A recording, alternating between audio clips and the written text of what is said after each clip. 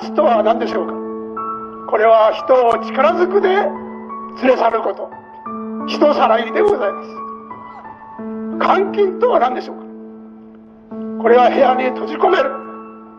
鍵をかけて外へ出られないようにする。これは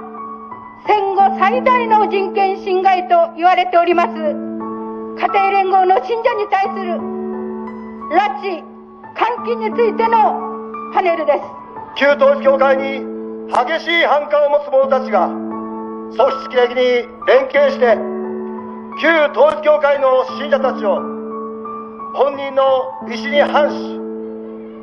暴力的に拉致し体の不自由を完全に奪い旧統一教会の信仰を完全に捨てるまでに